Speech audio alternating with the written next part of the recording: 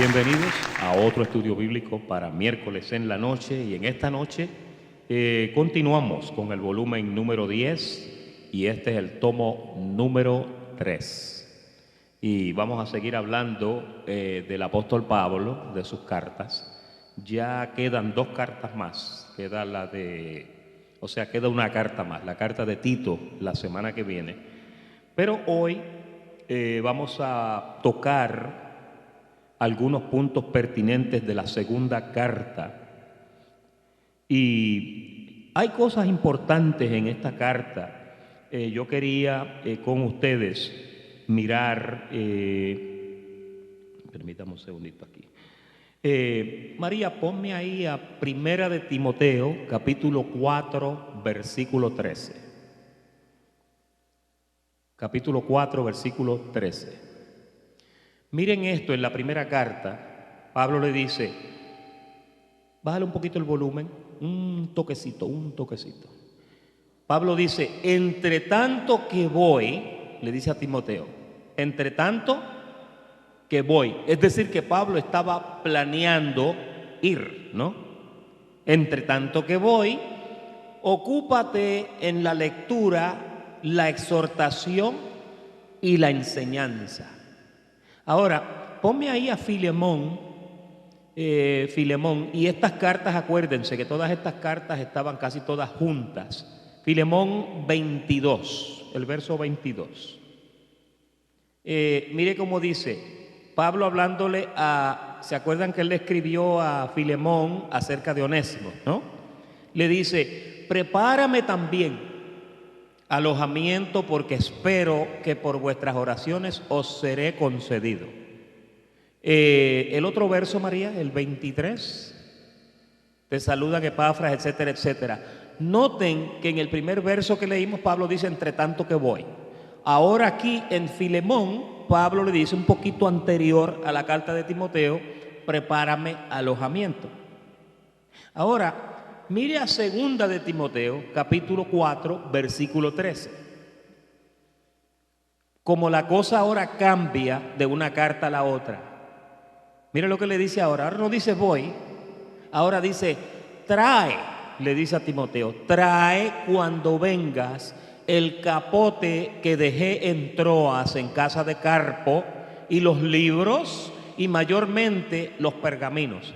Ahora, los pergaminos todos sabemos que muy posiblemente eran los libros proféticos, ¿no? Los libros de la ley, los libros de la Biblia, ¿no? Los libros eran libros seculares, porque Pablo eran posiblemente libros seculares, porque Pablo analizaba y leía mucho de las cosas también, de los pensadores y de todas estas cosas. ¿Ustedes se acuerdan una vez que cuando habló de los cretenses, él citó una frase de uno de los libros, cuando dijo los cretenses siempre mentirosos? Uno de sus propios profetas dijo, porque él leía. Aquí está pidiendo los libros, está pidiendo los pergaminos, pero también está pidiendo el capote. Es decir, que ya el invierno estaba por llegar, ya se estaba poniendo frío. Parece que en esta segunda carta Pablo se dio cuenta que no iba a ser posible salir de la prisión que estaba en Roma, y ya se le había hablado una sentencia. Creo que casi todos los exégetas concurren en que entre la primera carta de Timoteo y la segunda carta no pasaron ni 6 meses.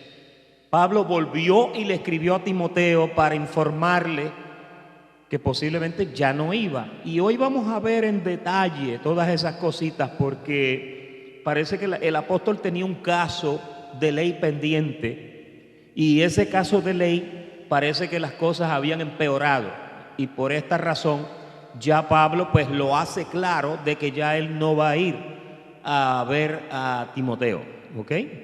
Así que lleve eso en mente, porque vamos a comenzar para cubrir el cuarto argumento. La semana pasada hablamos de 3 argumentos, y Pablo tuvo que dar paso a una nueva generación de ministros como Timoteo y Tito. Pablo siguió dirigiendo desde la prisión a los combatientes por la común fe, como él le llama, y entre líneas se nota la preocupación que Pablo tenía por la iglesia de Éfeso, en la cual Timoteo era pastor. La semana pasada hablamos de que Éfeso era una ciudad que estaba, vamos a decir, plagada por un montón de sabiondos y de gente entendida, y de ahí, pues obviamente, siempre aumentaban las posibilidades de que se levantaran falsos maestros y se levantaban personas hablando cosas conforme a sus propias concupiscencias y no según Cristo, ¿verdad? Entonces, entendiendo la senectud, la longevidad y ancianidad de Pablo, seguramente hubieron cambios psicológicos en él. Eso es natural a medida que una persona envejece. A la luz de todas esas consideraciones, sería una burla, falta de respeto y de conciencia negar que Pablo realmente escribiera las 3 epístolas pastorales. Aún así, todavía hay escuelas de pensamiento que no le adjudican esa carta a Pablo. Es necesario darle un vistazo acerca de las herejías y preguntar, ¿las falsas enseñanzas pertenecen, como algunos alegan, al segundo siglo en lugar del primero? Y esto es bien importante porque si le pertenecen al segundo, eso deja a Pablo fuera, ¿verdad? Vamos a analizar algunos de estos versos en esta noche en donde Pablo le escribe a Timoteo sobre el tipo de gente que seguramente estaba entrando a la iglesia de los Efesios. La herejía era de carácter judío y no gentil. Mire, los promotores deseaban ser maestros o doctores de la ley. Mira ahí a 1 Timoteo 1:7. Sígueme con estos versos, María.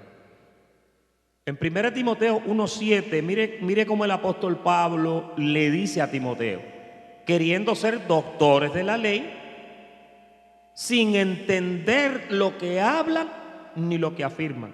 Algunos de ellos son de la circuncisión. Mira Tito 1:10 para que lo veas más claro.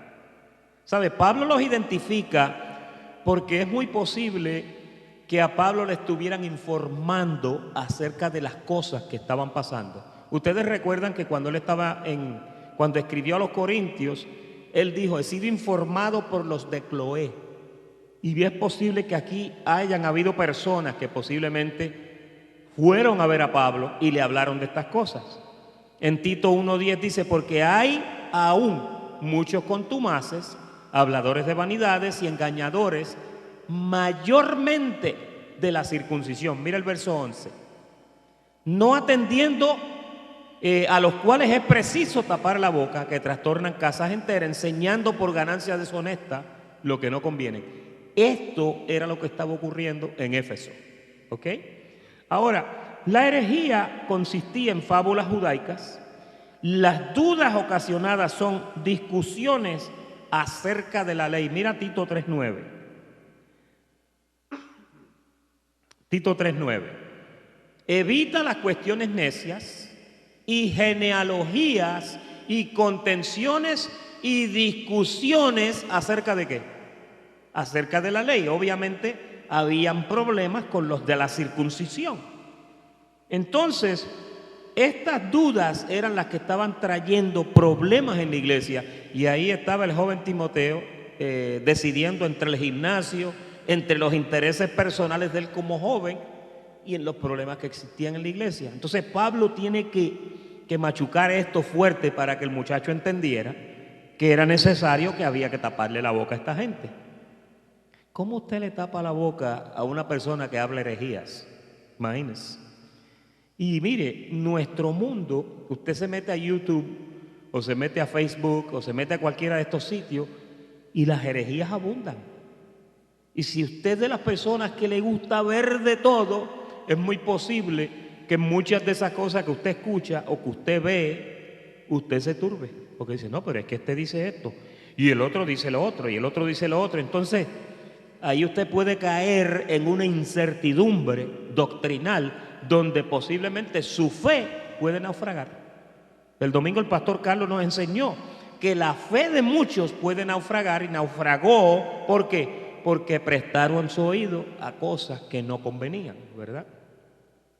Entonces, mire otro asunto aquí. Pablo indica el carácter gnóstico de la iglesia. Podemos ver en Tito 1:14, 3:9 y en Primera de Timoteo 1:3 que la herejía trata con fábulas y con genealogías. Es vana palabrería, como decía él en Primera de Timoteo 1:6. También contiendas y palabras, allá en el 6:4. Las enseñanzas pueden ser buenas, pero mal aplicadas generan una reserva negativa contra las Escrituras, y eso es también herejía y apostasía. ¿Qué es herejía? Herejía es algo que está formulado equivocadamente. Dice una cosa, pero en realidad no es eso, es otra cosa. Eso va en contra de una enseñanza establecida. Eso es una herejía. Apostasía lo que significa es apartarse de un modo de pensar o de un modo de creer.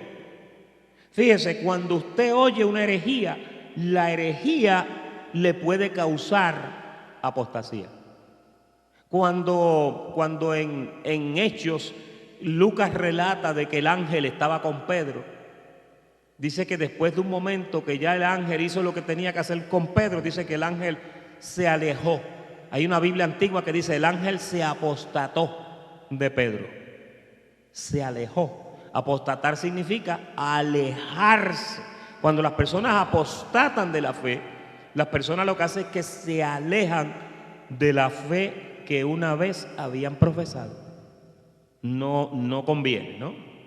Entonces, ahora vamos a entrar un poquito en ese cuarto argumento, porque la semana pasada hablamos de los primeros tres.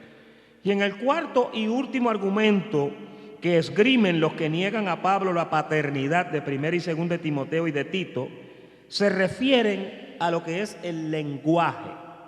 Ante todo este revolú, vale la pena preguntar, ¿son suficientes pruebas las diferencias del vocabulario léxico, de la terminología o glosario que existe entre las epístolas pastorales y las otras cartas de Pablo a las iglesias? ¿Cuántos de ustedes cuando leen a 1 y 2 de Timoteo y a Tito lo comparan con las otras cartas de Pablo? Ustedes van a notar que hay una diferencia, y la diferencia es que la carta a Timoteo y la carta a Tito son cartas directas, dirigidas a una persona en particular para corregir y para instruir algunas cosas. Mientras que una carta general a la iglesia, ya el vocabulario, el estilo, todo es diferente, ¿verdad? Estos son cartas personales, las cartas pastorales. La base de los que refutan la posibilidad de que Pablo sea, o la paternidad de Pablo en las cartas que estamos estudiando, es que hay en las cartas pastorales unas 175 palabras denominadas en literatura como apaxes. Esa es la palabra que le ponen, que lo que significa es que son palabras o palabras que aparecen por primera vez, cosas que se han oído una sola vez en la obra de un autor. Esas palabras, alegan los detractores, corresponden al segundo siglo de nuestra era. El argumento, los detractores corresponden el segundo siglo de nuestra era. El argumento, si fuera correcto, indicaría que una paternidad de las cartas pastorales posterior a Pablo. Algunos dicen que esas cartas fueron escritas después y no antes. Entonces, sin embargo, hay otras investigaciones que han descubierto que el vocabulario paulino en las cartas pastorales no contiene palabras que no aparezcan en otras páginas de literatura cristiana y secular de mitad del primer siglo, cuando nació la iglesia cristiana. Si se analiza eso, usted va a dar cuenta que muchas de las cosas sí se habían hablado. También llama la atención que aproximadamente la mitad de las supuestas nuevas palabras aparecen en la Septuaginta.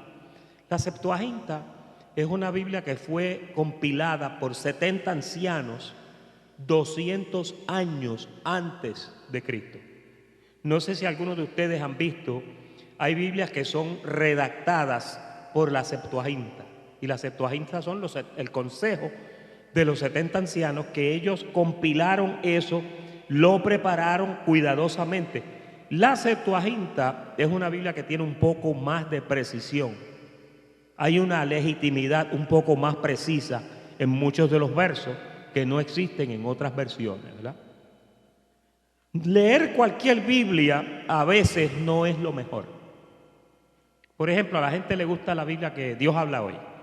Le gusta la Biblia moderna, que trae un lenguaje moderno. Pero en el lenguaje moderno a veces se pierde la esencia de lo que se está diciendo. Porque hay veces que las palabras como que no hacen justicia a lo que se está diciendo. Serán apropiadas, serán buenas, pero no son lo mejor, ¿ok?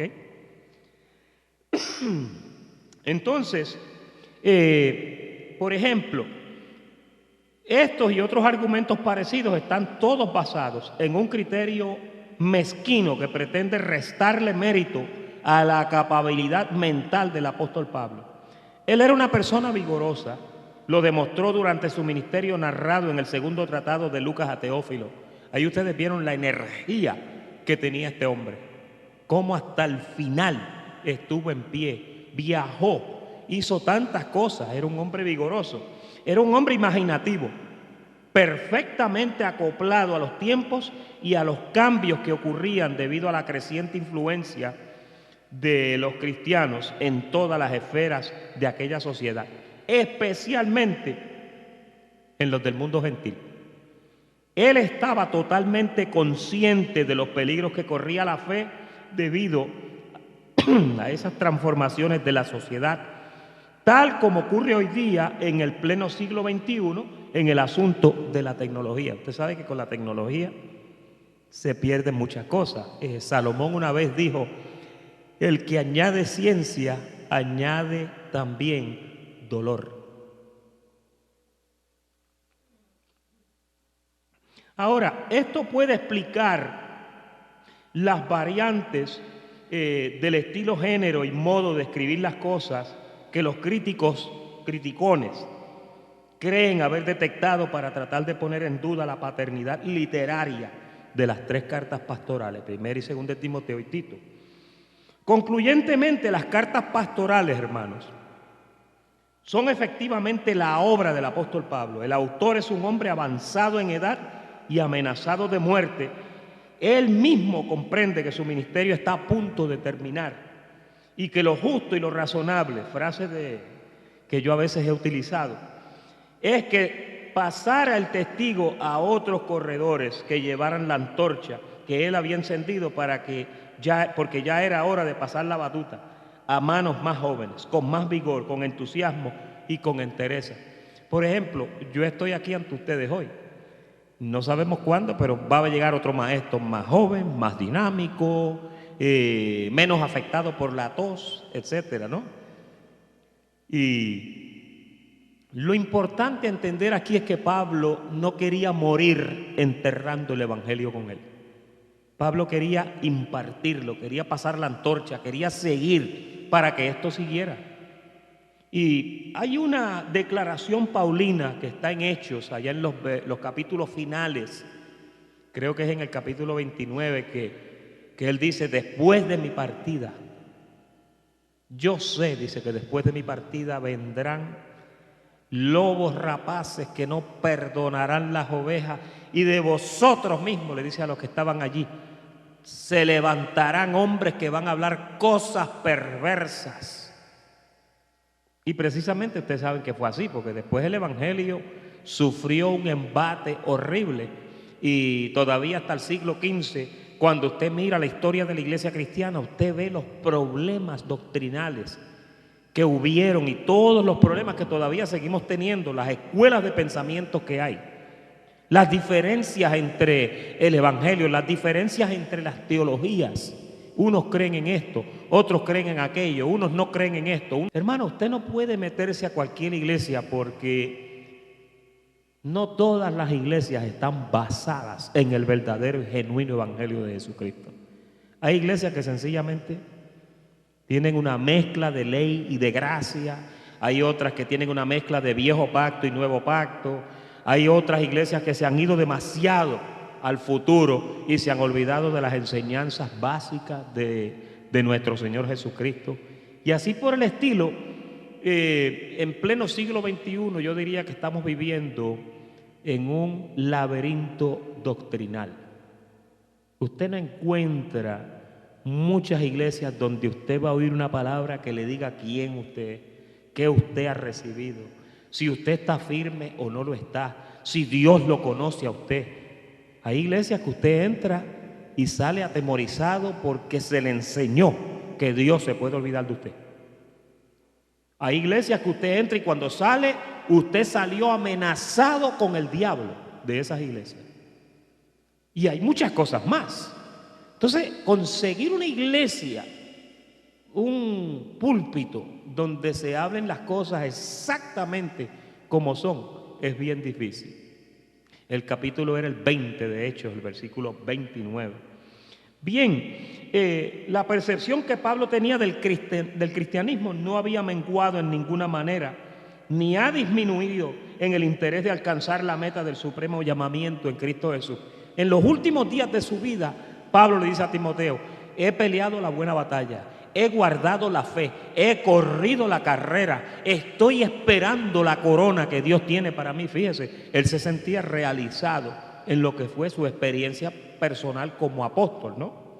En resumidas cuentas, Pablo, conociendo la gente y las influencias que habían en Éfeso, se aseguró de tocar todos los puntos pertinentes necesarios para el joven Timoteo, y lo hizo con destreza, con autoridad, con inteligencia, sabiendo que posiblemente, al igual que contra él, se iban a levantar hombres malos y perversos a tratar de tergiversar las sanas palabras de Jesús contenidas en el Evangelio que Pablo claramente le había enseñado a Timoteo. A veces yo pienso en Timoteo después que Pablo se fue de la escena. Y no sé, lo comparo con Pedro. Usted sabe que Jesús, cuando se salió de la escena y ya lo crucificaron y se fue, la Biblia dice que Pedro agarró la caña de pescar, llamó a los muchachos y se fueron a pescar otra vez. ¿Sí o no? Se fueron a pescar. Y fíjate, cuando Jesús resucita, a los que estaban allí con él le dice: miren, díganle que voy delante de vosotros a Galilea, porque en Galilea fue que se encontró con Pedro, ¿se acuerdan? En el mar de Galilea. Y díganle a ellos y díganle a Pedro que voy para allá, porque él sabía que Pedro se había retirado. A veces yo pienso, ¿qué pasó con Timoteo después que Pablo se fue? La Biblia no habla mucho, no dice. La historia tampoco habla mucho de qué pasó con Timoteo. No se sabe lo que pasó, no se sabe si siguió las instrucciones, no se sabe si envejeció como maestro y como pastor. No sabemos si abrió un Gold's Gym, un gimnasio, y se quedó mejor en la gimnasia y en el deporte de los Juegos Olímpicos. No sabemos, porque Timoteo era un hombre que estaba dedicado a eso, ¿no? Y la semana que viene vamos a hablar un poquito del pastor Tito, para ver también otros aspectos de este joven también. Pero no sé, como que qué bueno hubiera sido que hubiera habido historia que hablara de lo que pasó con Timoteo. ¿Usted no se pregunta eso? Pablo murió. Mire, cuando Pablo, antes de morir, todos lo abandonaron. Dijo: miren, todos se han ido, me he quedado solo. El único que está conmigo es Lucas, y no me habla porque está ahí con la pluma escribiendo y con el iPad. Porque Lucas lo que estaba era escribiendo. Lucas estaba con Pablo, pero Lucas era un reportero, era un corresponsal. Era una persona que sencillamente estaba documentando todo lo que él veía. Y por causa de su dedicación a lo que hacía, es que usted y yo tenemos hoy el libro de los Hechos, el Evangelio según San Lucas, todos esos detalles preciosos que tenemos, ¿no? Corrígeme, Nerio, pero Silvano era Lucas. Silvano era Lucas. Es que porque a veces Pablo dice Pablo y el hermano Silvano. Silvano era Lucas. ya Pablo andaba con un secretario que era el que escribía y reportaba todo. Qué bueno que Lucas hizo ese trabajo con él, ¿verdad? En resumidas cuentas, Pablo fue liberado de su primer encarcelamiento romano, oiga bien porque aquí estamos hablando del final de su vida, por un corto periodo de ministerio durante el cual escribió primera de Timoteo y Tito. No obstante, segunda de Timoteo encuentra a Pablo una vez más en la prisión romana. Mire el capítulo 1, versículo 16 de segunda de Timoteo. Segunda de Timoteo 1, 16. Tenga el Señor misericordia de la casa de Onesíforo, porque muchas veces me confortó y no se avergonzó de mí. Ahí explica dónde está. ¿Ok? Mira, a diferencia de la esperanza y confianza de ser liberado durante su primer encarcelamiento, ponme ahí a Filipenses 1:19 para que usted vea el contraste de lo que estaba pasando en la vida de Pablo. Todos los días la situación cambiaba. Mira Filipenses 1:19, porque sé que por vuestra oración y suministración del Espíritu Santo de Cristo, esto resultará ¿en qué? En mi liberación. Estaba preso. Mira el verso 25, ahí mismo, el 25. En el 25 vuelve y repite, y esta carta él la escribió desde una prisión. Confiado en esto, sé que aún permaneceré con todos vosotros para vuestro provecho y gozo de la fe. Mira el 26. Para que abunde vuestra gloria de mí en Cristo Jesús por mi presencia otra vez entre vosotros. Hay una esperanza de que él quería salir de ahí otra vez para que lo vieran, ¿no? Ese era el deseo de su corazón, ¿verdad? Mira el 2:24, Filipenses 2:24. Y confío en el Señor que yo también iré pronto a vosotros. Tenía ese deseo en su corazón. Él quería salir de la prisión y ir a verlos. Obviamente sabemos que no fue así porque lo extraditaron para Roma. Mira Filemón 22. Filemón 22. Prepárame también alojamiento porque espero que por vuestras oraciones os seré concedido. Él tenía planes de salir, pero no se dio, no se dio. En esta ocasión él no tenía tales esperanzas. Ahora mira el 4 en el verso, primera de Timoteo 4, versículo 6.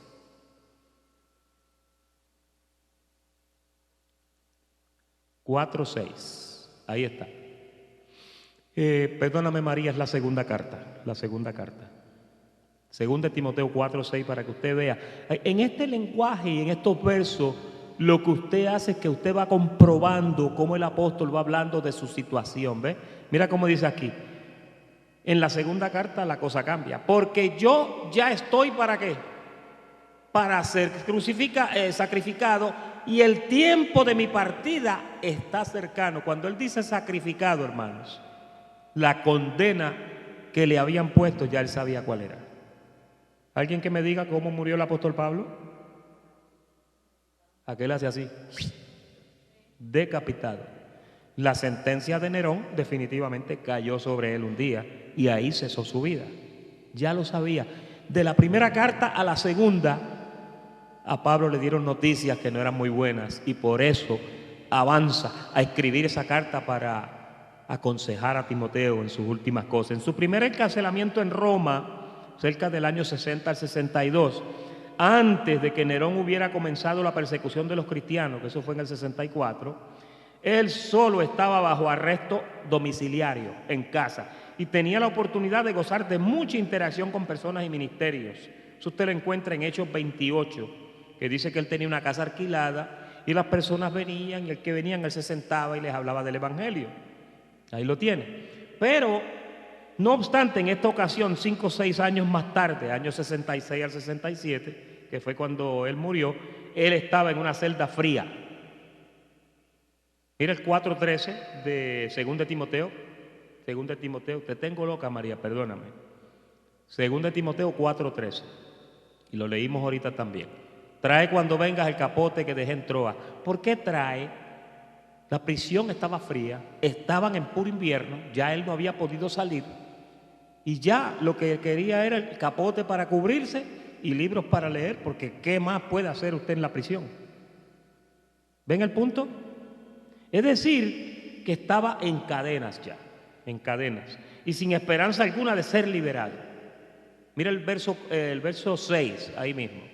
Porque yo ya estoy para ser sacrificado. Ya la sentencia la tenía sobre su cabeza, abandonando por todos aquellos que estaban abandonados, por todos aquellos que estaban cercanos a él, por temor de la persecución y enfrentando la ejecución inminente. Pablo le escribió a Timoteo alentándolo a que se apurara a llegar a Roma para una última visita con el apóstol. Se lo dijo: procura venir a verme pronto. Verso 9, María. Míralo. Procura venir a verme. Mira el verso 21, ahí mismo, en 2 Timoteo. ¿Por qué procura venir a verme? Porque ya no. Y mira aquí, procura venir antes del invierno. Eubulo te saluda, y Pudente, y Lino, y Claudia, y todos los hermanos. No le ponga sus nombres a su bebé si nace, por favor. No se sabe si Timoteo llegó a Roma antes de la ejecución de Pablo.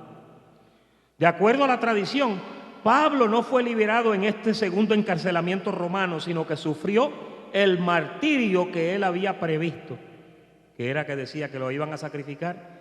Eso definitivamente. Así que en esta carta, Pablo, consciente de que el fin estaba cerca, entregó el manto no apostólico de ministerio a Timoteo. Mira el versículo 2, el capítulo 2, verso 2. Lo que has oído de mí, de muchos testigos, esto encarga a hombres fieles que sean idóneos para enseñar también a otros.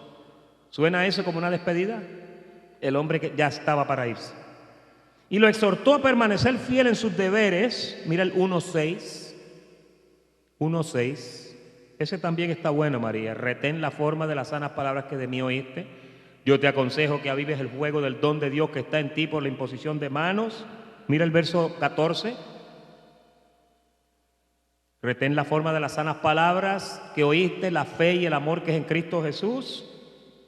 Guarda el buen depósito por el Espíritu Santo que mora en nosotros. Mira lo de evitar el error. 2.15.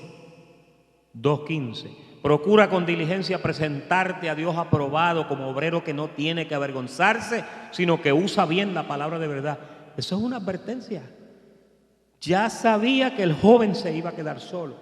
Mira el verso 16, que se desviaron de la verdad diciendo: evita profanas y vanas palabrerías, porque conducirán más y más a la impiedad. Verso 17, y su palabra carcomerá como gangrena, de los cuales son Himeneo y Fileto. Verso 18, que se desviaron de la verdad diciendo que ¿qué?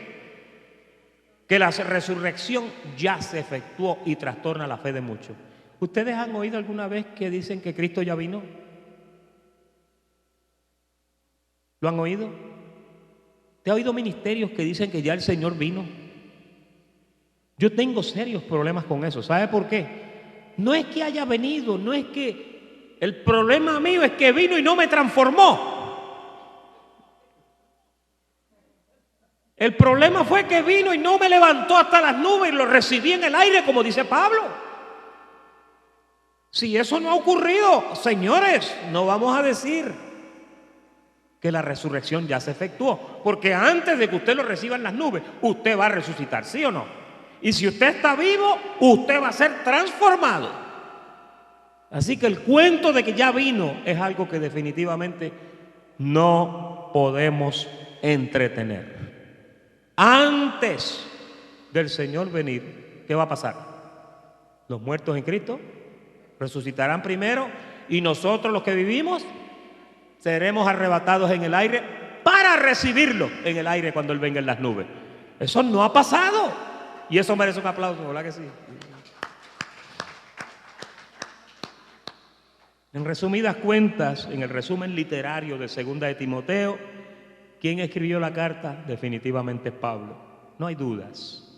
¿En qué año fue escrita? 65, 66 por ahí. ¿A quién fue escrita? Al joven pastor Timoteo. ¿De dónde fue escrita? Las evidencias están claras que lo hizo desde la prisión de Roma. Mire, cuando usted ve la segunda carta de Timoteo, no tiene muchas cosas nuevas de la primera. Es casi una repetición verbatim de la primera carta. Usted encuentra cosas que miren, el capítulo 1, versículos 1 y 2 es la salutación. Después, en el capítulo 3, versos 3 y 4, demuestra su interés por el bienestar de Timoteo. En el 5, Pablo le recuerda a Timoteo la buena crianza que tuvo, lo que estaba haciendo de su abuela Loida, qué sé yo. Después, en los versos 6 y 7, le está diciendo, lo alienta, lo anima, lo exhorta, lo reanima a Timoteo, de los versículos 6 al 14 del capítulo 1.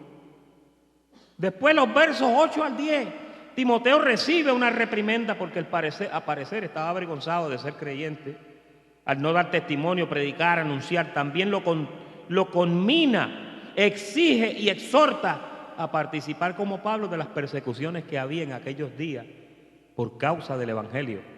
Pablo tuvo que llamarle la atención a Timoteo, lo tuvo que corregir. Yo miraba esta carta al principio y yo decía, wow, qué consejos tan lindos. No eran consejos, eran correcciones, eran regaños. No hagas esto, no hagas esto, haz esto, haz aquello, exhorta, reprende. Oiga, le estaba poniendo la casa en orden porque ya no había mucho tiempo. Nunca yo había mirado a 2 Timoteo de esta forma. Y hay unas enseñanzas preciosas en 2 Timoteo. Hay unas verdades doctrinales tremendas. Pero ahí también incrustada está la frustración de un apóstol que ya le queda poco tiempo, que todos lo han abandonado y que lo que tiene es un jovencito que está pendiente del gimnasio y que está siendo azotado por la influencia de la mitología griega y de los cuentos de hadas de la circuncisión.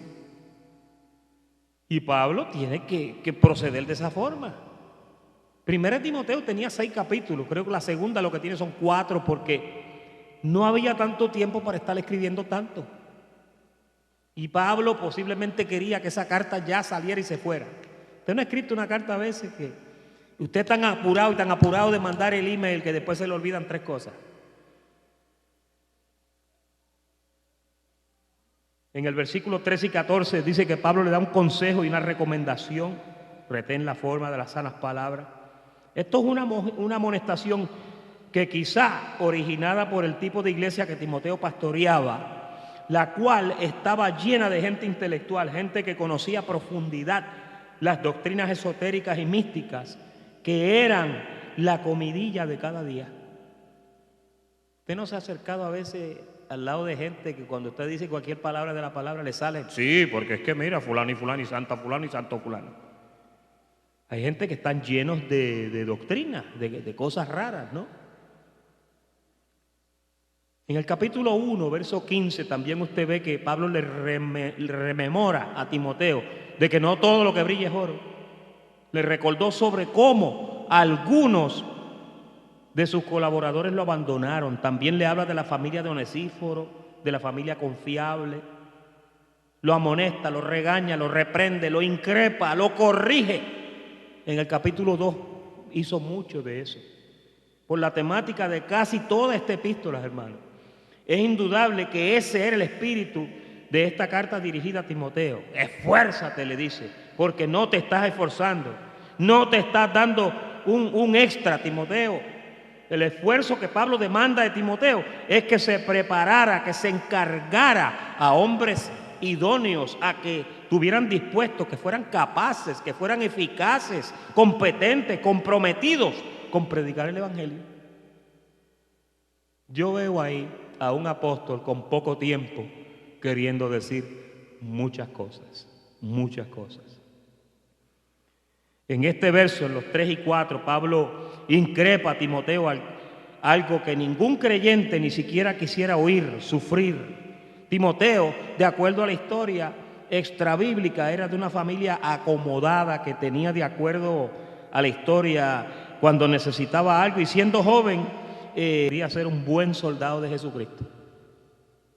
Por eso fue que le tuvo que decir un día, mira, ninguno que milita, o sea, un militar, ninguno que milita se enreda en los negocios de la vida a fin de agradar a aquel que le tomó por soldado. ¿Pero por qué le dijo eso?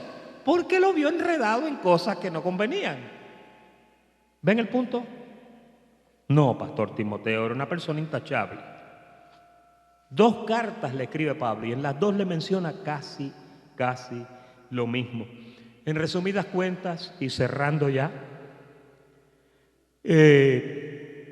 todos los consejos que vemos pastorales en esta segunda epístola de Timoteo, a Timoteo, vemos el consejo de un hombre sabio, de un anciano cansado. Lo vemos dando unos consejos que, mira, cualquier pastor joven puede utilizar esto también como un guía. Y anteriormente habíamos dicho que estas cartas no son manuales de instrucción para los pastores, pero honestamente, una persona que es honesta, que es sincera, puede aprender de estas cartas. ¿Qué ustedes creen? Ese es el estudio de esta noche de 2 de Timoteo. Muchas gracias por la atención prestada y muy buenas noches.